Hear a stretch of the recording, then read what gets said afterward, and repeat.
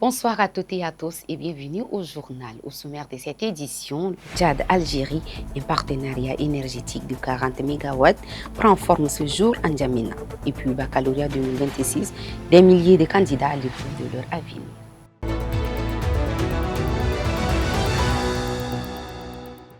Mesdames et messieurs, une fois de plus, bienvenue à toutes et à tous. Le Tchad et l'Algérie ont franchi une nouvelle étape dans le renforcement de leur coopération énergétique avec le lancement officiel ce lundi à Farsha, dans le premier arrondissement d'N'Djamena, des travaux de construction d'une centrale thermique d'une capacité de 40 MW. La cérémonie a été coprésidée par les premiers ministres des deux pays en présence de plusieurs membres des gouvernements tchadiens et algériens ainsi que de nombreuses personnalités. Un projet destiné à renforcer l'offre énergétique et à améliorer l'accès à l'électricité dans la capitale. Reportage de Mbaïrakoula Maxime rendu par Tchadra Marilyn Zila.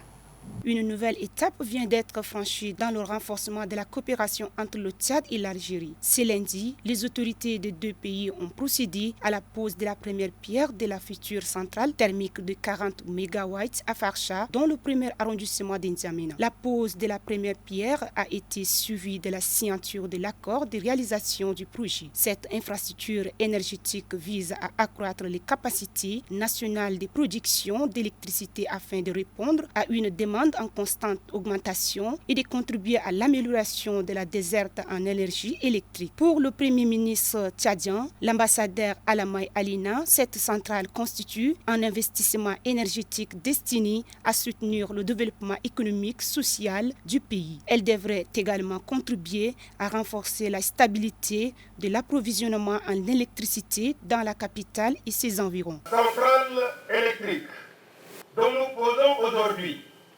la première pierre est bien plus qu'une infrastructure énergétique. Elle est la démonstration que les engagements pris au plus haut niveau peuvent se traduire rapidement en réalisation palpable. Fruit du partenariat entre le Tchad et l'Algérie, ces projets illustrent la volonté des deux pays de consolider leur coopération dans des secteurs prioritaires, notamment celui de l'énergie. Les responsables des deux pays ont réaffirmé leur engagement à poursuivre les initiatives communes visant à favoriser le développement durable et l'amélioration des conditions de vie des populations. Les épreuves écrites du baccalauréat session de juin 2026 ont été officiellement lancées ce lundi 8 juin en N'Djamena par le ministre de l'Enseignement supérieur, de la Recherche scientifique et de la formation professionnelle Dr Sitak Batina Bini et son homologue de l'Éducation nationale et de la promotion civique Mohamed Ahmad Alabou. La cérémonie s'est déroulée au lycée Félix Éboué en présence de plusieurs responsables du secteur éducatif, un lancement qui marque le début d'une étape décisive pour des milliers de candidats à travers le pays. Reportage de Déla Nathalie. Ils sont au total 106 231 candidats, toutes séries confondues à prendre part aux épreuves écrites du baccalauréat session de juin 2026. Ces candidats sont répartis dans 160 centres d'examen à travers le pays, dont 31 dans la ville de N'Djamena. Dans son allocution de circonstances, le ministre d'État, ministre de l'Éducation nationale et de la promotion civique Mohamed Ahmad Alabou a souligné que cet examen constitue une étape déterminante dans le parcours scolaire des élèves. Le bac est un sésame, mais malheureusement nous avons constaté depuis un certain nombre d'années il y a beaucoup de jeunes qui font du assaut-mouton, qui viennent sans avoir fait le parcours normal pour venir tenter leur chance. On ne tente pas sa chance au baccalauréat. On vient pour le réussir grâce à son travail. Le travail assidu, le travail acharné qu'on a réalisé pendant 6 ans, 7 ans pour certains. Et donc c'est le fruit de ce travail-là qui est aujourd'hui évalué, noté. Et donc une fois de plus, on souhaite à tous les candidats une très belle réussite. De son côté, le ministre de l'Enseignement supérieur, de la Recherche scientifique et de la formation professionnelle, Dr Sitak Yombatina Beni, a salué les efforts consentis pour l'organisation de cette session. Il a invité les différents acteurs impliqués dans le processus à accomplir leur mission avec professionnalisme afin de garantir le bon déroulement des examens et la crédibilité des résultats. Pour nos autorités de nous prêter main forte sur l'ensemble du territoire pour que nous ayons un bac propre, un bac sécurisé et un bac sécurisant. Et je voudrais terminer en invitant, n'est-ce pas, les enseignants et tous ceux qui sont embarqués, n'est-ce pas, au niveau du secrétariat, au niveau de la correction, de faire correctement leur travail et de mériter, n'est-ce pas, leur place pour que l'année prochaine, ils soient là. Les épreuves se dérouleront alternativement sur une semaine selon le calendrier établi par l'Office national des examens et concours du supérieur. Le délégué général du gouvernement auprès de la province du Bata, le général Ahmad Goukouni Mourali, a lancé ce lundi 8 juin 2026 les épreuves du baccalauréat, session de juin 2026 au lycée Assil Ahmad Akabo, Dati, en présence des autorités administratives et éducatives. La province du Bata enregistre 994 candidats, toutes séries confondues, répartis dans 4 centres d'examen à travers la province. Correspondance de Abdirahman Mustafa Abdirahman. Dès 7 h du matin, les candidats au baccalauréat session de juin 2026 ont commencé à se présenter au lycée Assil Ahmad Akhabaj Dati pour la première journée des épreuves. Dans le cadre des mesures de sécurisation mises en place par les autorités éducatives, les candidats ont été soumis à des fouilles systématiques à l'entrée de l'établissement afin de prévenir toute tentative de fraude. Après cette étape, les surveillants ont procédé à la vérification des identités et des listes de présence avant l'installation des candidats dans les différentes salles d'examen. À 8h15, le délégué général du gouvernement auprès de la province du Bata, le général Ahmad Goukouni Mourali, a fait son arrivée au lycée Assil Ahmad Akhabaj. Il a été accueilli par les autorités administratives, les responsables de l'éducation, ainsi que les présidents des centres d'examen. La délégation s'est ensuite rendue dans la salle numéro 1 pour la cérémonie officielle, marquant le lancement des épreuves du baccalauréat 2026 dans la province. Dans les 2 centres d'examen de la ville d'Ati, ce sont au total 537 candidats, toutes séries confondues, qui prennent part à cette session. Pour cette première journée, les candidats des séries scientifiques en section française et arabe ont été les premiers à composer. Avant l'ouverture d'enveloppes contenant les sujets, le général Ahmad Goukouni Mourali a adressé un message d'encouragement aux candidats. Il les a invités à lire attentivement les sujets, à prendre le temps nécessaire pour bien comprendre les questions avant d'y répondre et à respecter strictement les règles de l'examen. Le délégué général a également rappelé aux surveillants leurs responsabilités dans le bon déroulement des épreuves, les exhortant à faire preuve de vigilance, de professionnalisme et d'impartialité tout au long des examens. Après avoir procédé à l'ouverture officielle des sujets, il a souhaité plein succès à l'ensemble des candidats engagés dans cette session du baccalauréat. Au niveau provincial, le Bata dispose de 4 centres d'examen répartis dans les départements du Fitri, du Bata Ouest et du Bata Est. Au total, 994 candidats, toutes séries confondues, composent cette année les épreuves du baccalauréat dans l'ensemble de la province. Baccalauréat session de juin 2026 dans la province du Mayukibi Est, 9446 candidats, toutes séries confondues, affrontent les épreuves écrites réparties dans 12 centres de composition. Le lancement officiel a été effectué par le délégué général du gouvernement auprès de la province en présence du délégué provincial de l'éducation nationale ainsi que des autorités administratives, civiles et militaires. Reportage de Gapili Blaise et Abakadimi pour Tchad 24. De bonne heure, la route nationale en face du lycée Jacques Modena est prise d'assaut par les candidats de la série scientifique. Les surveillants sont au rendez-vous. Pour maximiser la surveillance et la sécurité, les agents de force de l'ordre font la première fouille. La deuxième fouille est faite par les enseignants avant l'accès à la salle d'examen. Le délégué de l'éducation nationale et de la promotion civique du Mayukebi Est, Alphonse Assou Samuel, invite les élèves à considérer les épreuves comme les devoirs de classe. Vous avez été préparés et c'est un devoir de classe où nous avons juste transformé le nom. Au lieu de dire venez faire un devoir, au lieu de venir composer, on vous a dit venez composer le bac. C'est simplement ça, il ne faut pas être paniqué. vous avez toute la possibilité de réussir. 9446 candidats vont affronter les épreuves de baccalauréat session de juin 2026 dans la province du Mayo-Kébi-Est. Le délégué général du gouvernement auprès de la province du Mayo-Kébi-Est, Boukouni Sidimi, a demandé aux candidats de parfaire leur concentration, aux surveillants et superviseurs d'appliquer la rigueur. La première des choses, je vous souhaite plein succès. Deuxièmement, il faut vous faire confiance en vous. Être serein. Gardez votre sang-froid.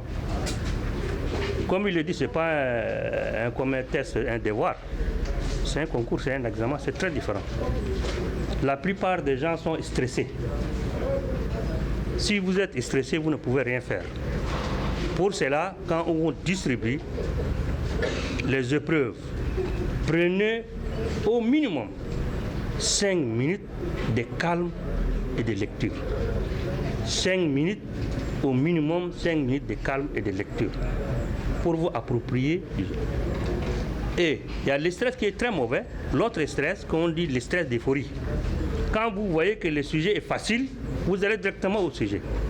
Non, ça vous avez commis une erreur. Souvent l'euphorie ne donne pas de bons résultats. Les élèves de la série scientifique ont abordé ce jour, 8 juin 2026, l'épreuve de français ou de philosophie au choix. Le délégué général du gouvernement auprès de la province du Mayo-Kébi-Est, Boukouni Sidimi, a procédé à la distribution officielle des épreuves. Le jour 2 sera réservé aux candidats de la série littéraire. Restons toujours dans le chapitre éducation. Les épreuves écrites du baccalauréat de l'enseignement secondaire session de juin 2026 ont été officiellement lancées ce 8 juin dans la province du Mandoul par le secrétaire général de la province Dimas Ndiedoboum. Au total, 3352 candidats, toutes séries confondues, dont 1307 filles, prennent part à cet examen. Les détails avec notre correspondant sur place, Dominique Didiou. 2026, une année scolaire particulièrement calme dans le domaine scolaire sans perturbation majeure. Ainsi donc, ce 8 juin, 3352 candidats toutes séries confondues, dont 1307 filles, sont appelées dans les salles de classe dans 5 centres d'examen au Mandoul pour composer les premières séries d'épreuves écrites du baccalauréat session de juin 2026. Le succès de cet examen est une porte ouverte pour l'accès à l'enseignement supérieur. C'est pourquoi il faut du sérieux dans l'organisation pour le bonheur des futurs cadres du pays. C'est le secrétaire général de la province du Mandoul, Dimas Ndiedoboum, qui a lancé les épreuves en présence du président intérimaire du conseil provincial Frédéric Raïkna Béaloum, des responsables en charge de l'éducation et des présidents des centres d'examen. La déléguée provinciale de l'éducation nationale et de la promotion civique du Mandoul, Madame Ogey Abdelkerim Nebetoursia, se réjouit de la bonne organisation de l'année scolaire avant d'appeler tous les acteurs à un travail professionnel pour relever les défis. Je voudrais dire aux jury local de travailler avec beaucoup de professionnalisme,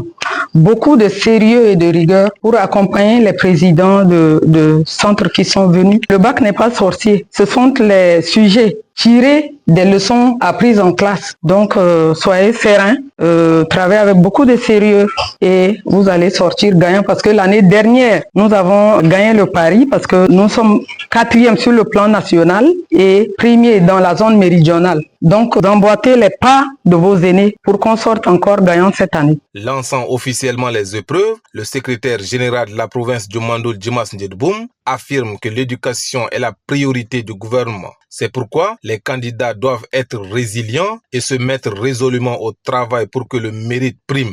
Ce qu'on conçoit bien, s'énonce bien et les mots pour les traduire viennent aisément. De cette citation, je voudrais donc vous dire de ne pas se distraire, d'être concentré sur les sujets, de bien les lire et de bien en accoucher le résultat de vos réflexions. Un examen, il y a toujours des échecs et des réussites. Mais sachez que Après le lancement officiel des épreuves écrites du baccalauréat session de juin 2026, notre équipe s'est rendue au centre d'examen du lycée technique commercial afin de s'imprégner du déroulement des compositions. Entre concentration des candidats, encadrement des surveillants et respect des consignes, l'ambiance était studieuse dans les salles d'examen. Reportage de Paris Mikila Odette. Au centre d'examen du lycée technique commercial de N'Djamena, les épreuves se déroulent dans le calme et dans le strict respect des consignes établies par l'Office national des examens et concours. Pour le président du centre, Dimadoum Kodjidje, fils, aucun incident majeur n'a été enregistré depuis le début des compositions. Il salue la discipline des candidats ainsi que l'implication des surveillants dans le respect des règles en vigueur. Pour cette première phase, nous n'avons pas de problème. Le premier jour du lancement, tout est bien passé. Les épreuves ont été remises aux candidats et jusqu'à présent, à l'heure où je vous parle, il n'y a pas de problème. Nous n'avons pas de difficultés sur le plan organisationnel, tout comme sur le plan du déroulement dans les salles de classe. À la sortie de la première épreuve, plusieurs candidats rencontrés affichent leur satisfaction. Ils affirment avoir composé dans de bonnes conditions et se disent confiants pour la suite des examens. Notre premier jour aujourd'hui, on a fait ici, on vient de faire français et c'est bien validé. On croit qu'on va réussir, Inch'Allah. Parce que cette matière, on a bien validé et on connaît qu'on va réussir, on peut avoir une forte note. On attend la confirmation seulement, on a trouvé déjà les vagues là. Aujourd'hui, première heure, on a fait français. C'est bien, on a travaillé. Ça reste à langue vivante. Oui, aujourd'hui, c'est pas, c'est bien. Les difficultés qu'on a rencontrées aujourd'hui, c'est l'épreuve de français. Le sujet, ce n'est pas été facile. On a eu... le sujet, ça a été très difficile. Donc, si quelqu'un qui a maîtrisé la compréhension du texte ou la dissertation, ils peuvent s'en sortir. Mais je pense que c'est en fait un sujet qu'on n'a jamais vu. Et puis, c'est un peu difficile. Les responsables du centre rappellent que les contrôles se poursuivront chaque matin jusqu'à la fin des épreuves. Ces mesures visent à prévenir toute tentative de fraude et à garantir la crédibilité de l'examen. Les épreuves écrites du baccalauréat se poursuivront durant toute la semaine sur l'ensemble du territoire national. Bonne chance à tous les candidats. L'autorité de développement de l'aviation civile a dévoilé au cours d'un point de presse les résultats du concours de création de son nouveau logo. Sur les 249 dossiers reçus, 231 candidatures ont été jugées, recevables et soumises à l'évaluation du jury. À l'issue du processus, 2 lauréats ont été retenus pour la qualité et la conformité de leurs propositions aux exigences du concours. Les précisions avec Brahim Guillemi Dadi, directeur général de l'ADAC, qui revient sur les critères ayant guidé cette sélection suivie. Le comité de sélection est composé des responsables et des experts de l'ADAC, désignés à cet effet par décision numéro 290-DG-CSIDA-2025, a conduit ses travaux avec rigueur, impartialité, objectivité et transparence. Après plusieurs séances d'analyse et de délibération, 9 propositions de logos ont été présélectionnées pour leur qualité technique, esthétique et symbolique. À l'issue d'une seconde phase de sélection organisée sous forme de vote, 2 logos se sont distingués et ont obtenu les meilleures appréciations du comité. Aussi, ai-je donc l'honneur de vous annoncer officiellement les résultats suivants. Le deuxième prix, voudrais-je dire le second prix, a été attribué au concepteur du logo numéro 197 qui a obtenu 4 voix lors du vote final. Et le premier prix est attribué au concepteur du logo numéro 21 qui a recueilli 6 voix et a été classé premier par le comité de sélection. Tout à l'heure, je vais vous dévoiler les noms des candidats qui ont obtenu le premier et le second prix. Pour sauver la vie de la mère et l'enfant, les gynécologues font souvent recours à l'accouchement par césarienne et parfois indispensable pour assurer la sécurité de la mère et du nouveau-né. Dans quelle situation cette intervention est-elle recommandée et quels en sont les effets de plusieurs césariennes sur la santé de la femme? Élément de réponse avec le professeur Damteyo Sadjouli, gynécologue obstétricien. Quand on prend la fréquence ou le taux de césarienne du Tchad, on est à 5%. La fréquence nationale, on est à 5%. Donc, on n'est même pas à la moitié du taux qu'il fallait avoir pour éviter des complications dans les salles d'accouchement. Il y a les indications absolues et les indications relatives. Absolue, ça veut dire qu'il n'y a pas d'autre issue. Relative, c'est que, bon, cette personne peut accoucher, mais elle dit que non, elle ne peut pas supporter l'accouchement. Relative, par exemple, il y a des indications. Par exemple, une femme qui a une prééclampsie. Prééclampsie, c'est une hypertension sur grossesse. Et elle a une prééclampsie sévère, elle a les signes d'éclampsisme. Donc, c'est une indication relative. Parce que si on n'opère pas, elle peut accoucher, mais avec des complications. Mais ça ne peut pas être bloqué dans le ventre. Mais on opère parce que cette femme qui risque d'avoir une éclampsie, et ça évite les complications. C'est relatif. Mais il y a des indications absolues que je vais vous citer. Par exemple, les indications peuvent être liées à la maman. La parturiente, la femme qui est enceinte là, ça peut être lié à son problème. On ne peut pas dire qu'il y a des complications particulières chez une femme qui a été opérée. Non, c'est les mêmes complications que toutes les femmes peuvent avoir. Il n'y a pas de particularité. Lorsqu'elle est suivie normalement, une femme qui a été opérée peut encore être opérée plusieurs fois. Avant, on disait que non, c'est 2, 3, 4 césariennes, c'est suffisant. Mais de nos jours, la technique chirurgicale est maîtrisée. À 12 km de Mongo, dans le village de Banda, l'association Solidarité Active pour le développement durable a mené ce dimanche 7 juin une action de solidarité en faveur des élèves de Kaloua d'ARM à travers la distribution de moustiquaires imprégnés et de savon.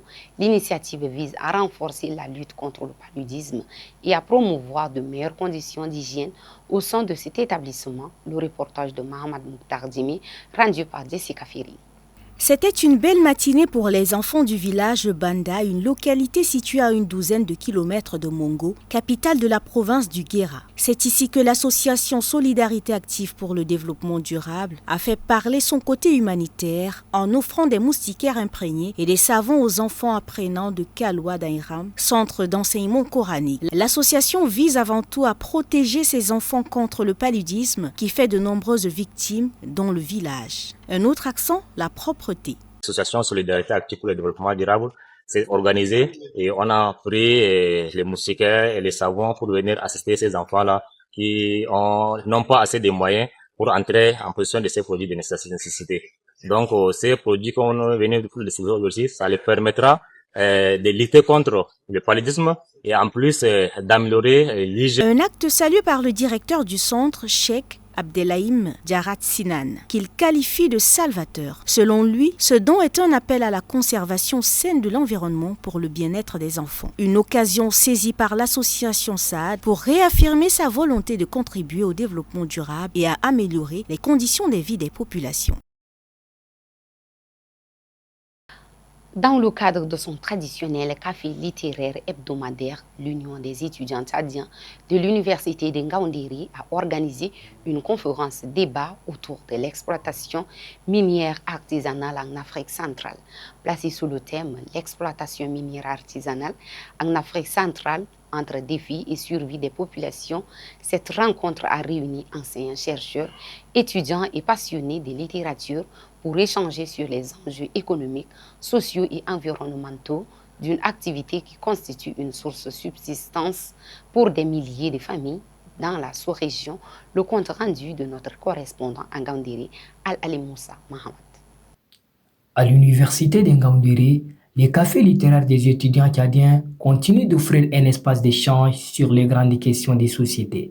Cette semaine, les débats ont porté sur l'exploitation minière artisanale en Afrique centrale, une activité qui représente pour de nombreuses familles une source de revenus, mais qui soulève également d'importants défis économiques, sociaux et environnementaux. Face à l'assistance, Maman Nour Issa et Fatma Ahmad Abdullah ont présenté les principales réalités du secteur. Les intervenants ont notamment mis en lumière les opportunités qu'offre l'exploitation minière artisanale aux populations confrontées au chômage, tout en rappelant les risques auxquels sont exposés les exploitations sur le site minier. Nous avons discuté de l'exploitation minière artisanale, un levier pour le développement local ou un suivi pour la santé environnementale. Donc c'est un thème crucial qui touche du doigt le problème de notre société. Donc nous avions apporté des solutions afin que cela puisse être adapté par tout le monde. Nous savons très bien que ce soit le Tchad, que ce soit le Cameroun ou l'Afrique centrale d'une manière générale, l'exploitation minière artisanale est fréquente. Et donc ces exploitants utilisent des rudimentaires à travers l'utilisation des substances chimiques qui est nuisible pour leur santé. Donc nous avons proposé des pistes de solutions afin qu'ils puissent utiliser la méthode de borax ou la concentration gravimétrique par exemple. Poursuivant son analyse, Fatma Ahmad Abdullah a insisté sur la nécessité d'un meilleur encadrement du secteur. Selon elle, l'implication du pouvoir public demeure essentielle pour garantir une exploitation responsable des ressources minières et de réduire les conséquences néfastes sur l'environnement. Les échanges avec le public ont permis d'aborder plusieurs préoccupations, notamment les conditions de travail des jeunes dans les secteurs d'exploitation, ainsi que des pistes susceptibles de concilier le développement économique, protection de l'environnement.